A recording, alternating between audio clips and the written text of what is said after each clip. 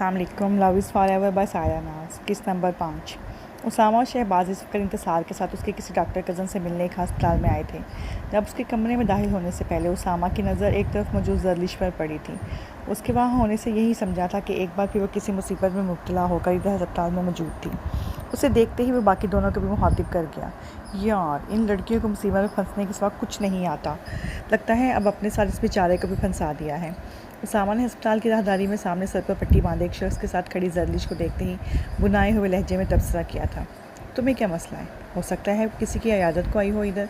शहबाज उसे डपटते इंतज़ार की तकलीफ में कदम बढ़ा दिए जो कि अंदर जा चुका था। मैं पूछ कर आता हूँ। उसामा की बात पर शहबाज के चेहरे पर वाज़ह हैरत नमूदार हुई थी। लगता है उस दिन वाली बेइज्जती हज़म हो गई है तुझे, जो अगली खुराक के लिए उसके पास जा रहा है। शहबाज उस पर तंज किया था, मगर मुकाबिल में उसामा और अक्सई था जो अपनी करके ही रहता था। खुद तो हर बार हीरो बनकर पहुंच जाते हो और मुझे विलन बनाने पर तुले हो। शहबाज उसकी बेतुकी बात पर नफ़ी में सर हिलाता कमरे के खुले दरवाजे से अंदर दाखिल हो गया कि वो जानता था कि इस पेपर की हाँकने की आदत है। उसामा उसके यूँ चले जाने पर सजग रखता कि सिमत बढ़ गया जहाँ जर्लिश खड़ी थी। उसामा किधर गया? शहबाज को अकेले आते देखकर इंतज़ार ने इस्तफसार किया जो कि अपने कज़न से मिल रहा था। वो विलन से हीरो बनने गया है। शहबाज की बात पर इंतज़ार के साथ साथ उसके कज़न ने भी नासमझी से उसे देखा था। उसका कुछ नहीं हो सकता। उनकी सवालिया नज़र पर शहबाज ने उन्हें सारी बात से आगाह किया था, जिस पर इंतज़ार का अपने कज़न को बाकी की तफसीलात बताने के बाद फौरी तबसरा सामने आया था। अब यकीनन कुछ ना कुछ तो ज़रूर होगा। ये तज़्ज़िया इंतज़ार के कज़न आफाक का था, जो उसने इंतज़ार के मुँह से इस लड़की का नाम सुनकर किया था। उन दोनों ने ही इसे अचंभे से देखा था कि वो किस पत्ते पर यह कह रहा है। जर्लिश नौशाद अफरीदी नाम लिया है ना, यही तुमने? इसने कुछ दिन पहले इधर हाउस जब शुरू की है, जबकि दूसरा नाम लिया है जशाला दिलशाद अफरीदी। वो अपनी रेजिडेंसी मुकम्मल करके चंद माह कबल ही बतौर डॉक्टर इधर तैनात हो चुकी है। आफाक की बात पर वो दोनों ही ताज्जुब में गिरे थे कि ऐसी किसी सूरत हाल का तो उन्होंने सोचा ही नहीं था। चंद पल की हैरत के बाद वो लोग अब महफूज से बैठे उसामा का अपनी दुर्गत बनवाने के बाद उसके वापस आने का इंतज़ार कर रहे थे। हस्बे रवायत अब यकीनन किसी मुसीबत में ही गिरी होंगी। जर्लिश अपने सामने खड़े मरीज़ की बिला वजह की बहस से तंग आ चुकी थी। जब इस आवाज़ पर वो पलट कर उसकी तरफ मुतवज्जा हुई और सामने खड़े उसामा को देखकर उसने यूँ मुँह बनाया था जैसे दांतों तले कोई बहुत ही कड़वा बादाम आ गया हो। चंद पर खामोशी की नज़र हो गई थी और फिर जर्लिश के दिमाग में एक कूंदा सा लपका था। अगले ही पर वो चेहरे पर एक भरपूर मुस्कुराहट लिए उसामा की तरफ मुतवज्जा हुई थी। आप आ गए? साहब कब से आपका पूछ रहे थे। उसामा उसकी बात से ज़्यादा उसके लहजे की मिठास पर हैरान हुआ था। आप इनसे बात करके मेरा मसला हल कर दीजिए प्लीज़। जर्लिश इसके चेहरे के हन्नक से तासुरात से महफूज होते हुए अपनी बात मुकम्मल करते ही सामने बढ़ने दरवाजे के पीछे गुम हो गई थी। उसामा उसकी बात का महफूम समझता, उससे पहले ही वहाँ मौजूद शख्स इसका बाजू थामते उसे अपनी जानिब मुतवज्जो कर चुका था। सर, मेरे मसले का कोई हल बताएं। सामने खड़ा शख्स उसका बाजू हिलाते गोया हुआ था, जबकि उसामा ने नासमझी से उसे देखा था। क्या मसला है आपका और मैं क्या हल निकालूँ उसका? उसामा ने अपना बाजू उसके हाथ की गिरफ्त से छुड़वाते रुखे लहजे में इस्तफसार किया था। आप नहीं निकालेंगे तो और कौन निकालेगा मेरे मसले का हल? मैंने अपने ऑपरेशन के लिए पूरे 5 लाख जमा करवाए थे। अब आपने मेरे सर में जो कैंची छोड़ दी है उसे कौन निकालेगा? अभी पहले ऑपरेशन के ज़ख्म ठीक नहीं हुए और अब आप फिर से चीर फाड़ की बात कर रहे हैं। उसामा शख्स की बात पर ताज्जुब के साथ तासुफ में भी गिरा था कि कैसा गैर जिम्मेदार अमला था इस अस्पताल का कि उन्होंने एक शख्स के सर में इतनी बड़ी कैंची छोड़ दी है। उसे एक पल के लिए भी ख्याल ना आया था कि इतने छोटे से इंसानी दिमाग में कैंची कैसे समा सकती है, जबकि उसके गिर्द हड्डियों का एक तंग घेरा भी मौजूद है। बिलफर्ज कैंची रह भी गई थी तो वो शख्स अब तक ज़िंदा कैसे था? उसामा और अक्सई साहब तो बस इस शख्स की बात पर मनोवान ईमान लाकर उसकी हमदर्दी में घुल गए थे। किस डॉक्टर ने किया था आपका ऑपरेशन? आप मुझे बताएं, मैं अभी इस मामले की खबर मुतल्लिका हकाम तक पहुंचाता हूं। अपने यहाँ आने का मकसद यकजर फरामोश करके अपना पैर कुल्हाड़ी पर मार चुका था। आप मुझे भले इंसान मालूम होते हैं। मुझे कुछ सवालों के जवाब ढूंढने में मेरी मदद करेंगे? ये सवाल मुझे रात भर सोने नहीं देते। उसामा की बात को यकसर नज़रअंदाज करके वो शख्स एक नया मौजू निकाल बैठा था। कैसे सवाल? उसामा अपना पहला सवाल भूलकर अगले की तरफ मुतवज्जा हो चुका था। मेरी बहन कहती है कि उसके 2 भाई और एक ही बहन है, जबकि मेरा तो एक ही भाई है। तो फिर दूसरा भाई किधर गया? उस शख्स की बात पर उसामा ने तासुब से उसे देखा, गोया उसकी दिमागी हालत पर अफसोस कर रहा हो। उसामा के ख्याल में यकीनन उसके दिमाग में फंसी कैंची की वजह से ही था कि कुछ समझ ही ना पा रहा था। आप ये सवाल छोड़िए और मुझे ये बताएं कि आपका ऑपरेशन किस डॉक्टर ने किया था? उसामा उस डॉक्टर की शिकायत करने का मुसम्मम इरादा बांध चुका था। तुम ही ना वो डॉक्टर जिसने मेरे पेट में छुरी चलाई थी? एक शख्स के चेहरे के तासर यकलख बदले। अगले ही पल वो उसामा का गिरेबान थाप चुका था। उसकी आंखों की सुर्खी उसके होशो ख्वास में ना होने की गवाह थी। ये क्या कर रहे हो तुम? छोड़ो मुझे। उसामा ने जल्दी से शख्स से अपना गिरेबान छुड़वाया। सारी हमदर्दी कहीं उड़न छू हो चुकी थी। तुम यहाँ हो? ہم کب سے تمہیں ڈھونڈ رہے ہیں۔ اسامہ یا وہ شخص مزید کچھ کہتا اس سے پہلے ہی سفید یونیفارم میں ملبوس 2 وارڈ بوائے تیزی سے اس طرف آئے تھے۔ یہ شخص ایسے کیوں برتاؤ کر رہا ہے؟ اسامہ نے شخص کو دونوں بازو سے پکڑتے وارڈ بوائے کو متجسس لہجے میں مخاطب کیا تھا۔ سر، اس کے دماغ میں رسولی تھی جو کچھ عرصہ پہلے ہی نکال لی گئی ہے، اور اس آپریشن کے سائیڈ ایفیکٹ کی وجہ سے یہ شخص کبھی خود کو بچہ سمجھنے لگتا ہے تو کبھی بلا وجہ غصہ کرنے لگتا ہے۔ وہ شخص اس کی معلومات میں اضافہ کرتا وہاں سے چلا گیا تھا۔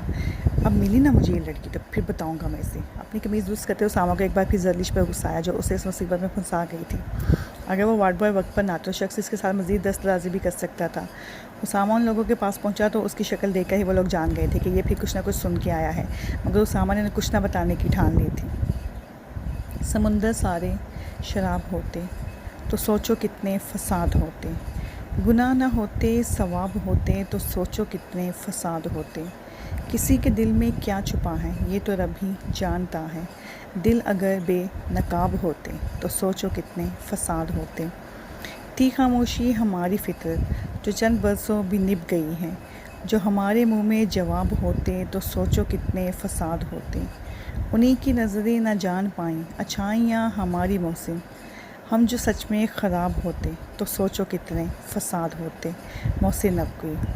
خان حویلی پر رات ہوتی تو کھانے سے فراغت کے بعد سارے مکین حال کمرے میں ڈیرا جما کر بیٹھے بابا خان اور مادر مہر کی محبت کی کئی بار کی سنی داستان پھر سے سننے لگے تھے۔ مہربانو در حقیقت ونی ہو کر جہانداد اورنگزئی کے نکاح میں آئی تھیں، اور انہوں نے ان کے ساتھ روایتی بہیمانہ سلوک روا رکھنے کے بجائے انہیں اس حویلی میں خاصی تکریم کے ساتھ رکھا تھا۔ اس سب میں جہانداد اورنگزئی کی والدہ کا بڑا ہاتھ تھا، جن کی اپنی بیٹی ونی ہو کر جا چکی تھی، اور وہ جانتی تھی کہ ونی ہوئی لڑکیوں کے ساتھ معاشرہ کیا کرتا ہے، سو انہوں نے اپنے قبیلے میں مہربانوں کو باعزت طریقے سے قبول کر کے ایک نئی بنیاد ڈال دی۔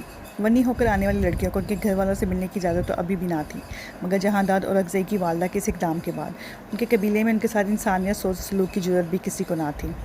بابا خان، آپ نے پہلی بار مادر مہر کو کب دیکھا تھا؟ کشمالہ کے لیے یہ کہانی ہمیشہ سے کسی پریوں کی داستان جیسی ہی تھی، سو وہی تھی جو ہر بار یہ موضوع چھیڑا کرتی تھی۔ ابھی بھی اس کے سوال پر جہانداد اورنگزئی مسکرا دی تو مادر مہر کے گالوں پر بھی سرخی چھلکنے لگی تھی۔ ہم نے آپ کی مادر مہر کو پہلی بار نکاح کے بعد ہی دیکھا تھا۔ آپ بار بار ایک ہی سوال دہرا کر ہمارا جواب نہیں بدلوا سکتی۔ جہانداد اورنگزئی جانتے تھے کہ کشمالہ کو ہمیشہ سے یہ شک رہا ہے کہ وہ پہلے سے ہی مادر مہر کو پسند کرتے تھے، سو وہ یہ داستان سنتے ہوئے 20 بار یہ سوال کیا کرتی کہ شاید وہ اس کا من پسند جواب دے دیں، مگر وہ اسے وہی بتاتے جو سچ تھا۔ طرح شہباز، آپ کی بیوی بھی تو ونی ہو کر آئی تھی نا، تو کیا کیا آپ نے بھی پہلی بار انہیں نکاح کے بعد ہی دیکھا تھا؟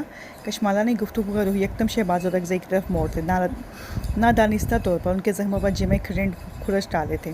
کشمالہ، بس اب سمیٹو اس بحث کو، جانے کہاں کی بات کہاں جوڑ رہی ہو۔ شہباز اورنگزئی کے چہرے کی متغیر ہوتی رنگت پر سہیم نے اسے فوراً ٹوک دیا کہ اس حویلی میں اس بابت بات کرنے کی اجازت کسی کو نہ تھی۔ وہ خود بھی حیران ہوا کہ کشمالہ نے جانے کہاں سے یہ سب سن لیا تھا۔ اس میں اتنا غصہ کرنے والی بات کیا بات ہے لالا؟ اس نے ایک عام سا سوال ہی تو کیا ہے۔ جیسے ہم بابا خان کی کہانی سنتے ہیں ویسے ہی خان ماموں کی کہانی جاننے میں کیا حرج ہے؟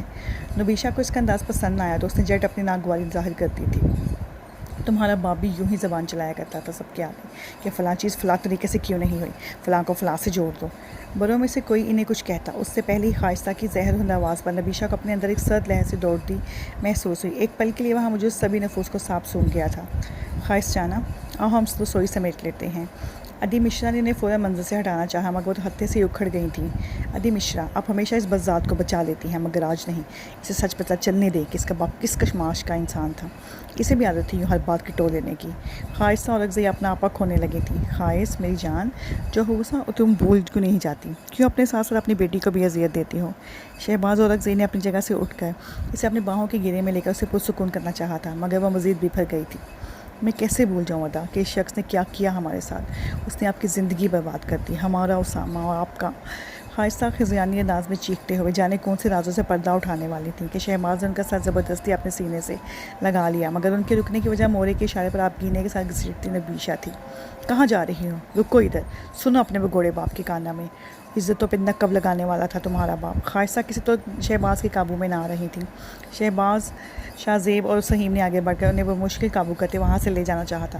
میں نفرت کرتی ہوں تم سے اور تمہارے باپ سے، سنا تم نے؟ نفرت کرتی ہوں میں تم سے۔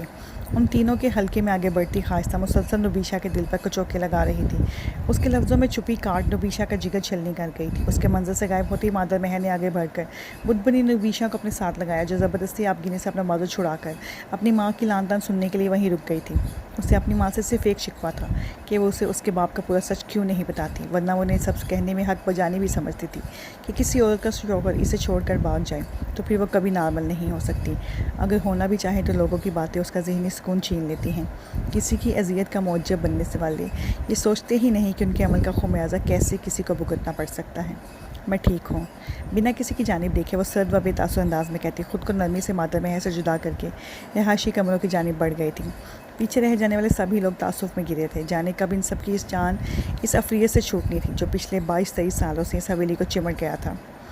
آج صبح سے ہی شہر قائد میں بادلوں اور سورج کے بیچ آنکھ مچولی جاری تھی۔ بلاہی جیت بادلوں کی ہوئے وہ پچھلے آدھے گھنٹے سے آسمان پر ڈیرا جمائے بس برسنے کی تیاریوں میں تھے۔ ہلکی پھلکی کنمن کچھ ہی دیر میں موسلادھار بارش کی صورت اختیار کر گئی تھی۔ میرے خیال سے ادھر رک کر بارش کے تھمنے کا انتظار کر لینا چاہیے۔ اسعد نے ایک چھتر کی طرف اشارہ کرتے مینام کو اپنے ساتھ آنے کا کہا تھا۔ وہ دونوں اس وقت ان اماں جی کے بیٹے سے ملاقات کے لیے آئے تھے جسے 7 دن کی جسمانی ریمانڈ پر جیل بھیج دیا گیا تھا۔ گو کہ یہ کیس مینام ہی دیکھ رہی تھی، مگر یہ اس کی ان کے ساتھ ضلع میں پہلی باضابطہ ملاقات تھی، سو اسعد اس کو مختلف چیزوں سے آگاہی دینے کے خیال سے اس کے ساتھ آ گیا تھا۔ وہ لوگ جیل کی طویل راہداریاں بول کر کے احاطے میں موجود اسعد کی گاڑی کی طرف بڑھ رہے تھے جب ایک دم آ جانے والی تیز بارش نے کسی سائے کے نیچے جانے پر مجبور کر دیا۔ کیا مصیبت ہے؟ مینام نے کوفت پڑی نظروں سے آسمان سے برستے پانی کو دیکھتے زیر لب خود کلامی کی، مگر آواز کچھ کم بھی نہ تھی۔ اس کی بڑبڑاہٹ سن کر اس سے ذرا فاصلے پر کھڑے مصطفیٰ کو سوچتے اسعد نے چھمبے سے اسے دیکھا۔ اسے حیرت ہوئی کہ کوئی بارش کو بھی مصیبت کہہ سکتا ہے، اور وہ بھی ایک لڑکی؟ لگتا ہے آپ کو بارش کچھ خاص پسند نہیں ہے۔ اسعد کے سوال پر مینام نے چونک کر اسے دیکھا تھا۔ مجھے بارش سرے سے ہی پسند نہیں ہے۔ مینام نے اپنی بیزاری چھپانے کی ذرا بھی کوشش نہ کی، اس نے صاف گوئی کا اعلیٰ مظاہرہ کیا تھا۔ حیرت ہے، لڑکیوں کو تو بہت پسند ہوتی ہے بارش، میری چھوٹی بہن تو دیوانی ہے ایسے موسم کی۔ اسعد کو واقعتاً ڈھیر ساری حیرت نے آن گھیرا تھا۔ میرا بچپن سے ہی بارش سے 36 کا آنکڑا رہا ہے۔ میں نے ہمیشہ سے بارش برسنے پر اپنی ماں کو کبھی چھت کی طرف بھاگتے تو کبھی جگہ جگہ پانی برتن رکھتے ہی دیکھا ہے تاکہ چھت سے ٹپکتا پانی گھر کا باقی سامان خراب نہ کر دے۔ سو ایسے میں مجھے بارش سے کوئی لگاؤ کیوں کر ہوتا جبکہ وہ بارش ہمارا گھر سے نکلنا بھی محال کر دے۔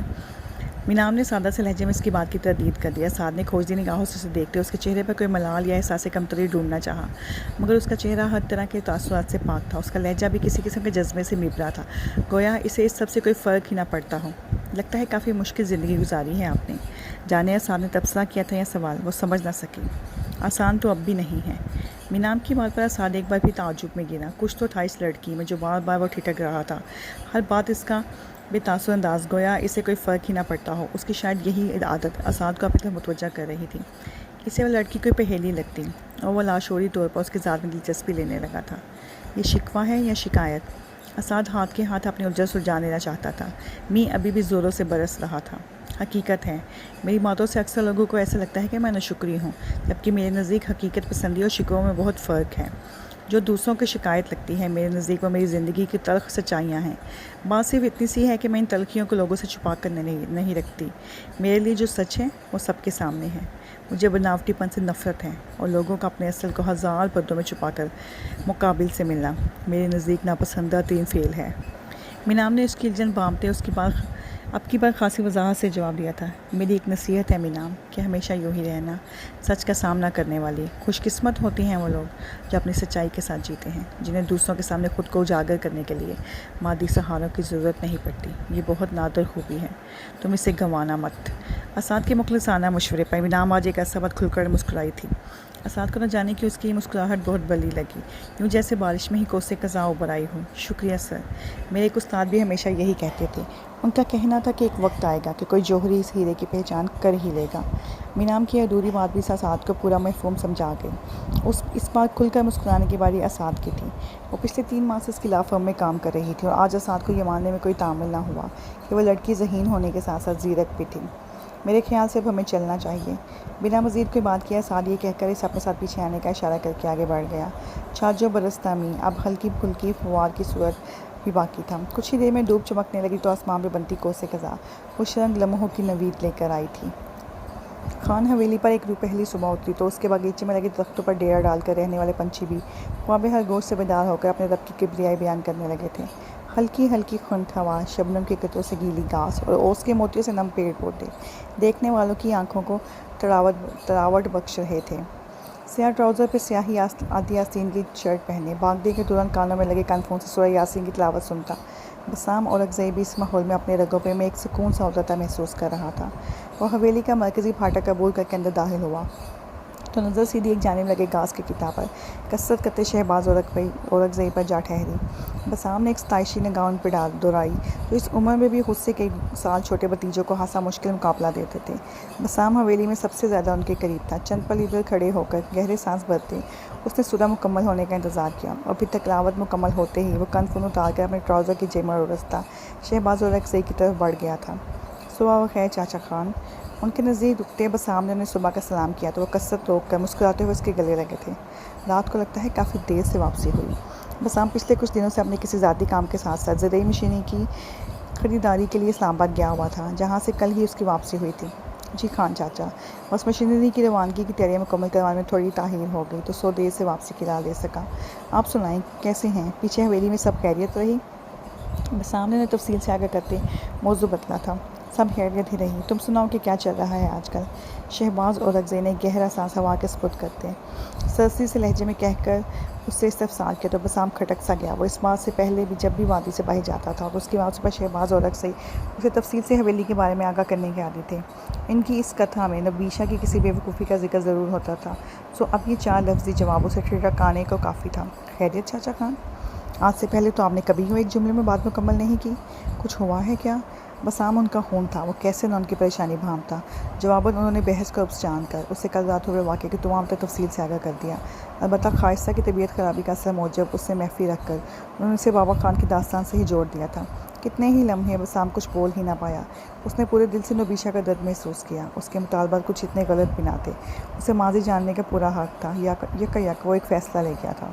خان چاچا، مجھے لگتا ہے کہ اب یہ رخصتی ہو جانی چاہیے۔ اس کے یکلخت کہنے پر شہباز کے چہرے کے تاثرات فوراً بدلے۔ فکر کی جگہ مسرت نے لے لی تھی۔ مجھے تو کوئی اعتراض نہیں، عدل مشرا تو خوش ہو جائیں گی، لیکن حتمی فیصلہ نبیشہ سے پوچھ کر ہی لیا جائے گا۔ شہباز اور اکزئی کی بات پر بسام کے پھیلے لب سکڑے تھے۔ ذہن کے پردے پر آخری ملاقات کا منظر لہرایا جو کہ ذرا بھی خوشگوار نہ تھا۔ نبیشہ سے پوچھنے کا مطلب وہ جانتا تھا، یعنی کہ ایک نیا محاذ کھولنا۔ چاچا خان، اس کی رضامندی کی بات ہے تو پھر میں خان کے انتظام میں بوڑھا ہو جاؤں گا۔ اندرونی خلفشا پر وہ مشکل قابو پاتے اس نے ہلکے پھلکے انداز میں کہا تھا۔ اب ایسی بھی بات نہیں ہے، ہماری بیٹی بہت سمجھدار اور فرمانبردار ہے۔ میں آج ہی بابا خان سے بات کرتا ہوں۔ شہباز اور اکزئی کی بات پر بسام کا جی چاہے کہ وہ انہیں اس دن کے واقعہ اور نبیشہ کے مطالبے کے بابت آگاہ کر دیں، مگر جانے کا سوچ کر وہ چپ ہو رہا۔ اسے علم ہی نہ تھا کہ اس سے یہ سب چھپا کر وہ کتنی بڑی غلطی کرنے جا رہا ہے۔ جاری ہے۔ جی تو قارئین، کیسی لگی آپ کو اب تک کی کہانی کے بارے میں اپنی رائے سے ہمیں ضرور آگاہ کیجیے گا۔ اس کے ساتھ ہی ہمارا چینل سبسکرائب کرنا اور فالو کرنا مت بھولیے گا اور تمام ایک ساتھ کی اپڈیٹ حاصل کرنے کے لیے بیل آئیکن کو پریس کرنا بالکل مت بھولیں۔ اوکے، اللہ حافظ، اسٹے ٹیونڈ۔